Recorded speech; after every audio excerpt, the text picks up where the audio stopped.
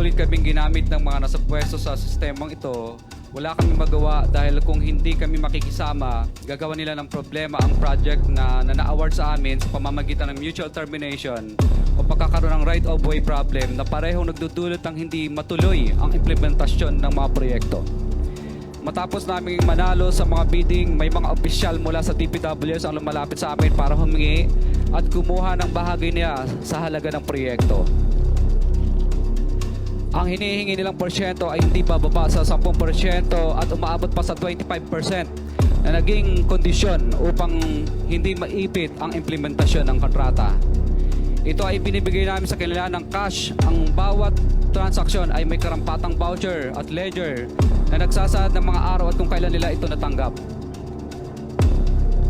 Ilan sa kanila ay sina Terence Calatrava, former Undersecretary of Office of the Presidential Assistant of the Visayas of the Philippines, Kong Roman Romulo of Pasig City, Kong Jojo Ang of Uspag Ilonggo Party List, Congressman Patrick Michael Vargas of Quezon City, Kong Juan Carlos Arjo Aitayde of Quezon City, Nicanor Nicky Briones of Aga Party List, Congressman Marcelino Marcy Teodoro of Marikina, Congressman Florida Robes of San Jose del Monte, Bulacan, Congressman Leandro Jesus Madroño of Romblon, Congressman Benjamin Benji Agarao Jr., Congressman Florencio Gabriel Bem Noel of Anwaray Party List, Kong Leo de Ode Tariela of Occidental Mindoro, Congressman Reynan Arrogancia of Quezon City, Quezon Province,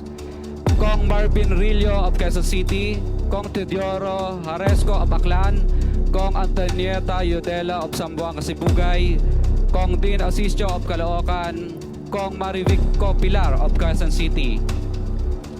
21. Mayroon ding mga kinatawa ng ilang politiko na nakikipagtakbo sa amin upang manghingi ng porsyento kapalit ng mga porsyento ng mga proyekto. Ang mga porsyentong ito ay 25% ay ipinipilit sa amin bilang karaniwang kalakaran na wala akong kakainang tanggihan.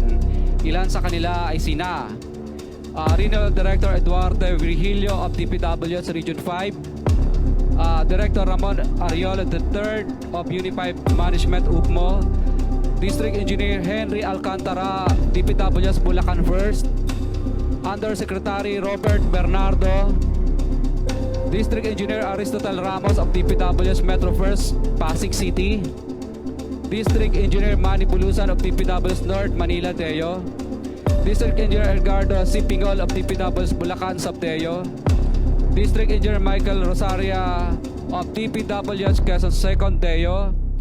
Karamihan sa mga kawani ng DPWS na nabanggit sa itaas ay paulit-ulit na binabanggit ang delivery ng pera ay para sa kaisaldi ko na dapat at least 25%. Si Kong Marvin Rillo naman ay ilang beses na binabanggit ang pangalan ni Speaker Martin Romualdez bilang kanyang malapit na kaibigan. 25. Sa tuwing umiinom kami sa Wine Story, sa BGC at sa Shangri-La Mall, sinasabi pa ni Kong Rillo na lahat ng kanyang request para sa pondo ay galing pa mismo sa unprogrammed funds at insertion na inaaprubahan ni Speaker. Ang tao ni Marvin Rillo na si Box Magalong ang pumupunta sa amin para kunin ang pera sa aming opisina o sa Wine Story. Si Kong Jojo Ang naman lagi ring binabanggit sa lahat ng project sa kanya ay papondo ni Speaker at ni Saldico. Mataas ang hinihingi sa project, dagdag pa niya, hindi naman lahat ng pera ay para sa kanya kundi para kay Speaker at kay Saldico. Sa lungsod ng Pasig naman, lumapit sa akin ang DPWS Project Engineer na si Angelita Garucha para kolektahin ang parte ni Kong Roman Romulo sa flood control projects noong 2022. 28, number 28. Pagdating ng 2025, si District Engineer Aristotle Ramos ang sumunod na nagpakilala na bagman ni Kong Roman Romulo kung saan 30% ang kanyang hiningi ay para kay Kong Roman Romulo. Sinabihan ko kay D.E. Ramos na masyado namang mataas, ngunit sinabi niya na walang magagawa dito dahil pondo ito galing sa unprogrammed funds at insertion galing sa taas. Sa ilang pagkakataon, ang mga politiko na personal na inabutan ng halaga ayon sa hinihingi nilang porsyento mula sa proyekto Ang pagbabayad na ito ay hindi naman kagustuhan kundi isang hakbang na ginawa namin dahil sa matinding panggigipit. Ilan sa kanila ay sina Kong Antonieta Yudela kasama ang kanyang asawa, Kong Marvin Rillo of Quezon City, Kong Nikki Briones of Aga Party List, Arturo N. Ataide, ama ni Kong Arjo Ataide, Kong Florencio Gabriel Bem Noel of Anwaray Party List, Kong Eliandro Jesus Madroña of Romblon, Kong Benjamin Benji Agarao Jr. Pagamat naging matinding pagsubok ang kabawasan ng pondo na nakalaan sa proyekto, pilit at matapat naming sinusunod ang bawat espesifikasyon na nakasaad sa Program of Works na nakasaad sa proyekto ng DPWH. Nakakasiguro kami na nagawa namin ng maayos at matapat ang bahagi o phase ng proyekto na na-award sa amin. Sa katunayan, hindi kami mababayaran ng DPWH kung hindi ito dumaan at pumasa sa maraming material testing na naaayon sa design ng DPWH. Ina-assess at ini-inspect ng DPWH ang bawat proyekto base sa natapos na parte o accomplishment. Napilitan kami na i-absorb ang kabawasan na ito na nagdudulot ng maliit na kita o pagkalugi sa ilang projects. Para makabawi, dinadamihan na lang namin ang partisipasyon sa mga projects. Taliwas sa mga lumalabas na may mga impormasyon sa publiko, hindi kailanman kami gumawa ng ghost projects. At masugid kami nag-i-inspect sa lahat ng aming mga natapos na projects.